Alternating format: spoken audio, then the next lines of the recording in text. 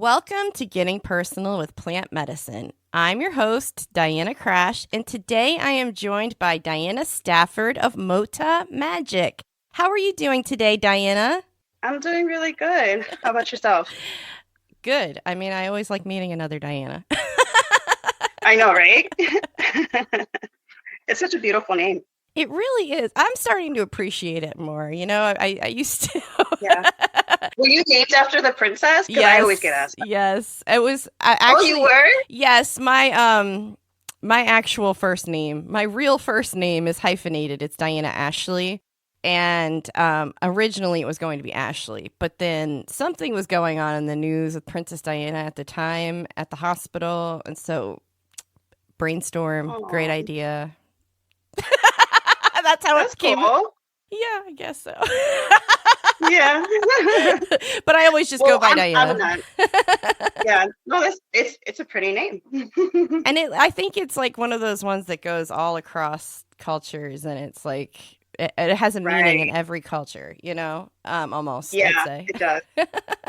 Yeah. So that was the perfect segue because what you're doing with plant medicine really speaks to your cultural roots. And to that point, your Guatemalan roots and ancestral wisdom play a really big role in your products. That's one of the first things that drew me to it when I was looking at all of your descriptions and your website. I was like, wow, this is amazing. Thank you. I mean, like tradition plays a lot. Well, not for everybody, but I would say for a lot of people that are deeply ingrained in the plant medicine culture, they tradition and different types of, you know, whatever you want to call it. Everybody has their thing that they do, their routine, their tradition that they honor when they're practicing plant medicine, right? To some level, I feel. I'll stop rambling now, and you can tell me about a tradition or a story that really influences your Mota Magick product line. So, my mom and my grandparents, they immigrated to America, to the US, from Guatemala. And and they just worked all the time. That's all I remember. Like they weren't, I mean, they were in survival mode, they were Yeah. immigrants. That's all they did is, just work. So needless to say, I was neglected emotionally, physically, and I basically raised myself. It was me and my younger brother. My mom was a single mom. She was always working. Grandparents always working. So I didn't really learn a lot about my culture back then. And I think it was different because they wanted so much to assimilate with, being an American now that they were more interested in learning English than like teaching me Spanish. And I mean, like they did tell me some things like that, now that I'm learning more about it, I'm like, oh my God, like, yeah, they did say this. So fast forward my teenage years and, I was suffering from anxiety and depression. And, they didn't believe in that. They were just like, oh, no, you're crazy. It's all in your head. Get over it. Um, Get over it. Get yeah, back to like just work. get over it. Yeah. Yeah, exactly. Like, what do you have to be depressed about? Like, you Hmm. have somewhere to live, you have your basic needs. Like, what, they had no compassion for me. Um, but then it wasn't until like I became a mom and I started reading about like parenting and stuff. And I learned about generational trauma. And I learned about, especially with immigrants, how, that trauma just gets passed down because of what had happened to them in their country that made them have to pick up everything and come to America, and how traumatizing that is. So it's helped me become more compassionate and with my family, and I have forgiven them a lot.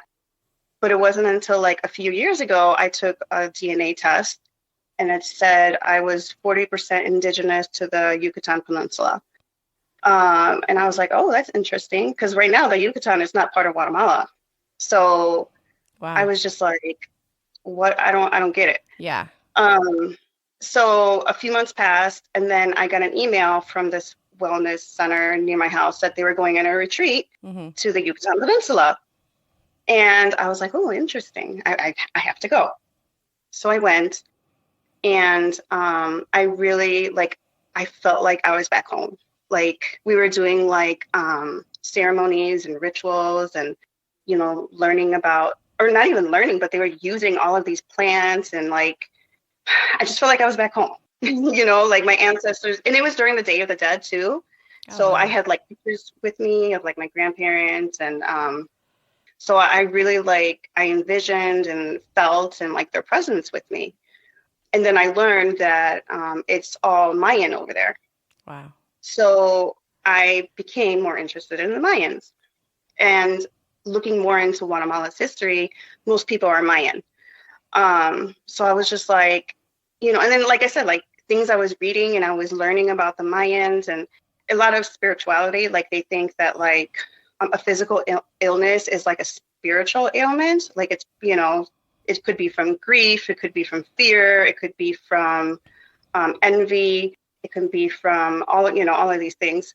And like, so I remember like just things that my mom or my grandma used to say back in the day, like, you know, like little, just like, you know, superstitious things. Yeah, it's funny you're saying that because I'm sorry, I didn't mean to cut you off, but it's funny. I just think about like how you're talking about, you know, your mom and your grandmother and things like that. And like, I'm Italian and thinking about how I'm now learning about how deep the folklore, the Italian folklore intersects with plant medicine.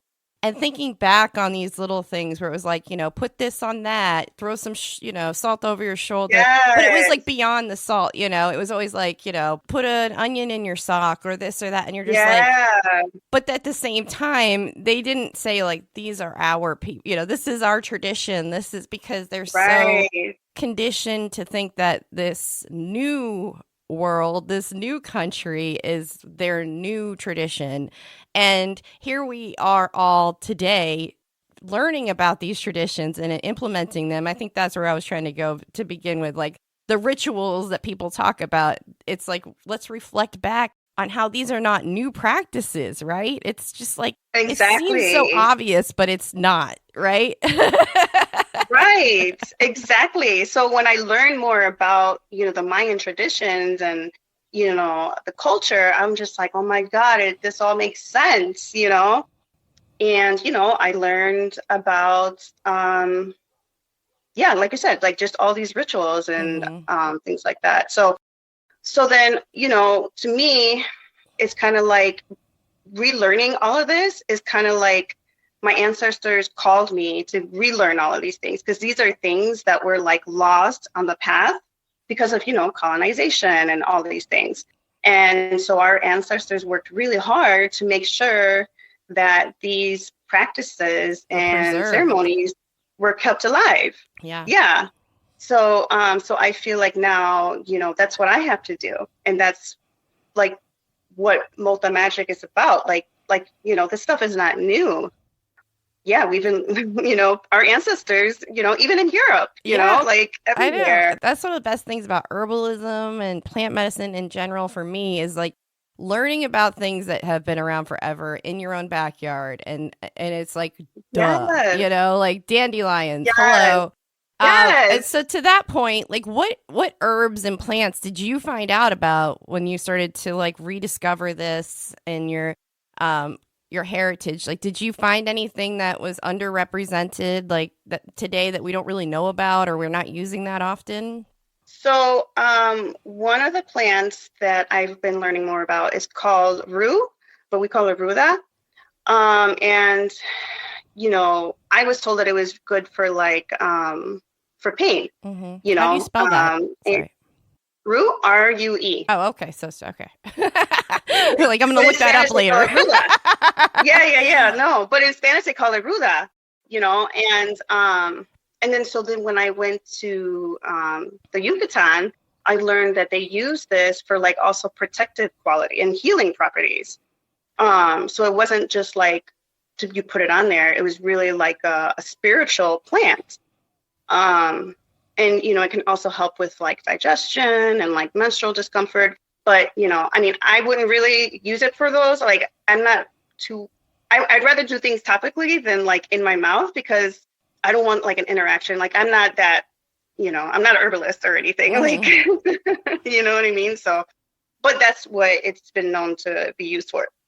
And so that's one of the plants. And arnica is another plant, which, I think is pretty known for its inflammation or anti-inflammation and things like that.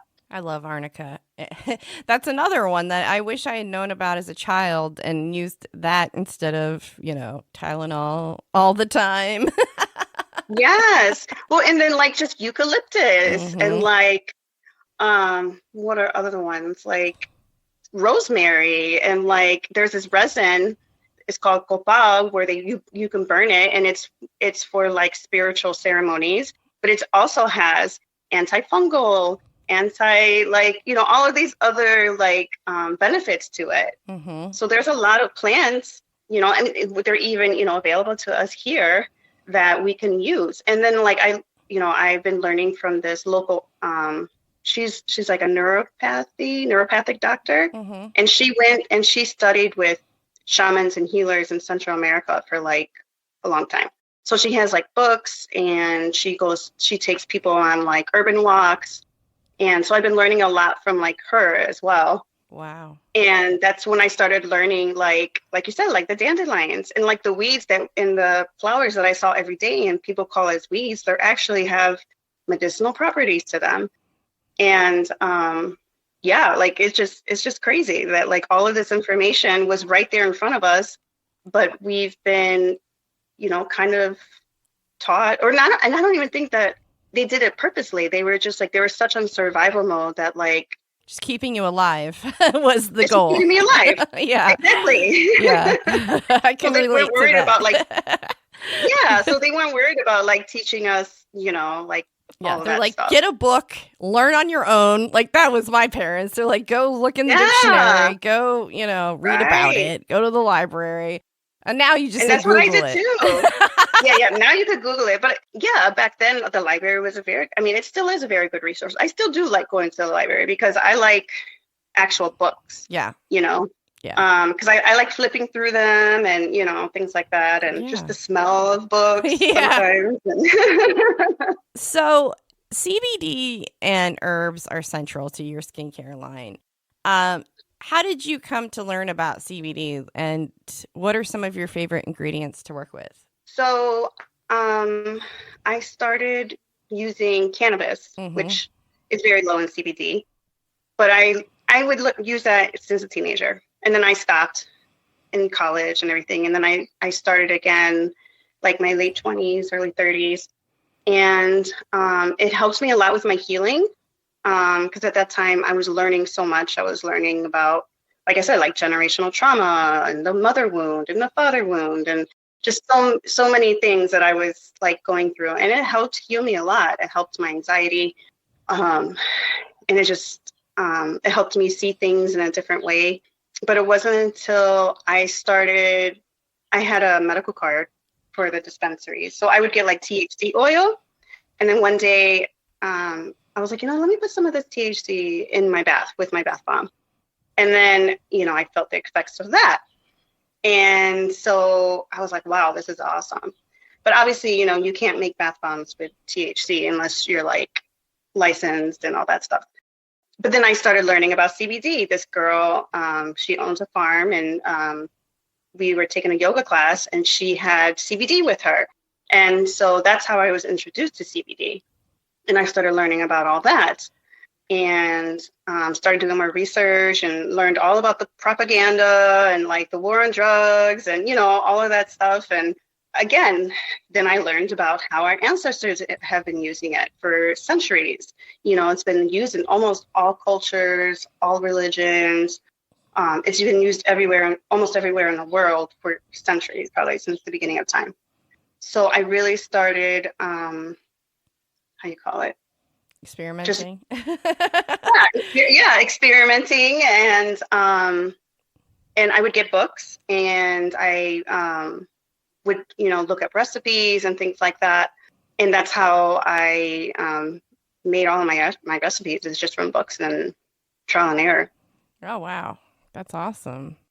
I mean, I didn't think that you could put something that wasn't topical in and water, but that's quite the journey you went on. I guess it could work. I mean, it depends on what kind of oil it is, I suppose, or what kind of tincture. But that is really cool. I love that, and I love your bath products. They're so pretty, and they smell so nice. So it seems like a big part of what you're doing is natural wellness, putting an emphasis on natural wellness, or a more natural alternative, I should say. How do you see the role of plant medicine in the future of skincare and holistic health, like in the future? How do you see that playing out? So I think with all the information, because it's so readily available now, people are starting to realize all of the toxins, not only in skincare products, but in food or water, just everywhere. And so I think as people become more conscious of all of these toxins and they start learning more about the benefits of medicinal plants, they're going to, I can already see it. Like people are just moving away from like pharmaceuticals to like, you know, more natural alternatives. And same thing with like skincare, you know, people are becoming more aware that like, oh, this ingredient right here is banned in Europe, but for some reason it's in my, you know, my lotion or whatever. So I think that there's going to be a growing demand for it. I think so as well. And I think you're right. It is making people more aware of what is in the products they're currently using, and at least creating some type of balance, because I think it's a lot to replace everything in your household. Exactly. It is. Yes. I think people assume I'm all natural because of these podcasts that I have and what I write about and my enthusiasm for it. I'm not, because it's not really accessible right now for me to be completely all natural. But, you know, I'm moving towards it. Yeah, I mean, I do the best I can, but, you know, I'm not perfect. Like, I still have a full-time job. And that's the reason why all of these things are available. Well, not only just skincare, but food, you know, like they want everything convenience because we're always working, we're always busy, you know. So who has time to cook like fresh meals, you know, 3 times a day? Like, you know, even if I didn't work, I don't know if I would have the time to, you know, cook 3 times, you know, fresh meals 3 times a day. But yeah, so I think, like I said, like once people become more aware of all the toxins that are in products, you know, they're going to look for the more natural. Well, one way of doing that is through self-acceptance, self-care, and trying to kind of make that part of the ritual and tradition. And that's a big part of what you're doing, right? So can you share a personal practice or something that is like a ritual for you with plant medicine that kind of helps connect you to your body and be more aware? So I do meditations, and I also do Ganja yoga.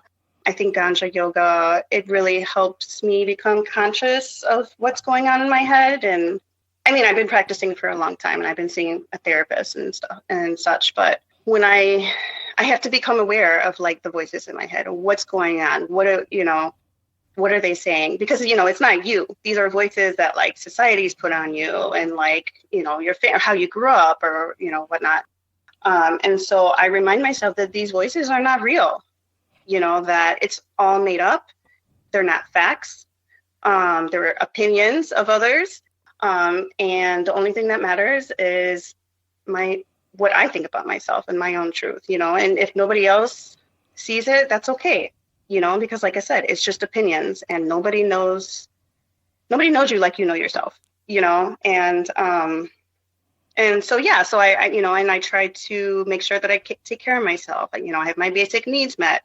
I use my products like, you know, like every day, and just the smell and everything. Like, you know, with the face oil, I love the smell of the vanilla. I have body butter, good. Cashmere. Oh my God. Yeah. So that it's face like, oil. Oof.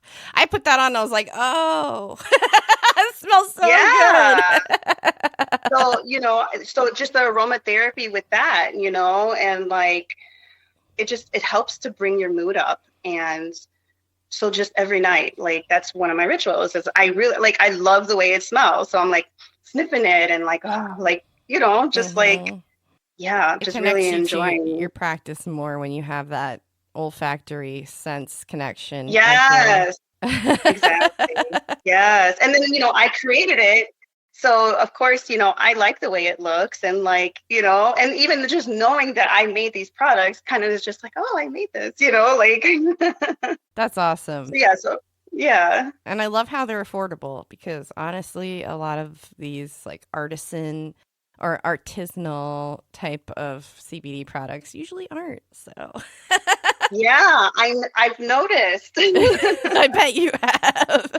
Yeah, I've noticed, and I'm just like, oh my God, like, I mean, I don't know how they justify it, but I don't know. Yeah, well, I appreciate it, because accessibility is number one on my list. So when it comes to plant medicine. Yeah, and actually, before I created Mota Magick, so my mom's boyfriend, he works in like a factory, and so he would work with a lot of people. They don't have a lot of money, but they were in pain. And so I've never heard this before, that they were using WD-40 on their joints because they hurt so bad. And I'm just like, what? And so he was like, hey, maybe they should try your balm, because he was using it too. And he was like, oh, this really works. So he started like selling it for me. And that was one of the things, is that I didn't want to make it too expensive. So then like people who don't have a lot of resources can't afford it.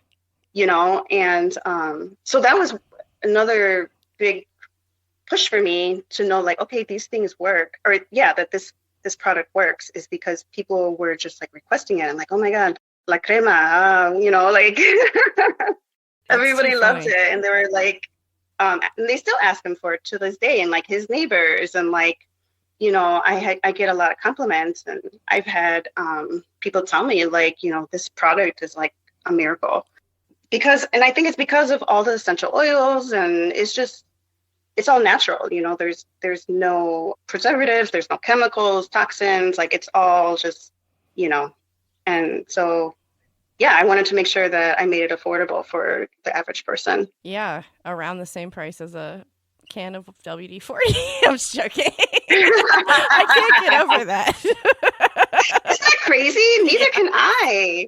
When I heard that, I was like, what? I mean, that's going to be on my brain pretty much all day. I will not be able to let that go. It's not crazy. I know. Yeah. So it was such a pleasure talking to you today. I really appreciate you sharing your story. Can you tell people where they can find you and how they can support you? Yeah, so I have my website is motamagick.com. It's MOTAMAGICK.com. Also my Instagram, Facebook, all Mota Magick. And I also wanted to mention that the word Mota, are you familiar with the name behind it? No. Like what it means in Spanish? No. So it means weed, basically. Oh. It means weed in Spanish. I only took it for how long? I mean. And it's interesting because my mom's maiden name is Mota.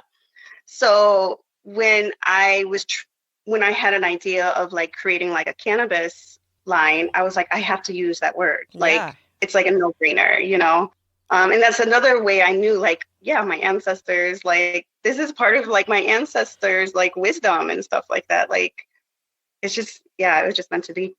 That's really cool. I love that. Yeah. Well, thank you so much again. And please join me whenever you feel like it. Okay. Yeah, sure. This episode was produced by Your Highness Media. Audio editing done by James Krach.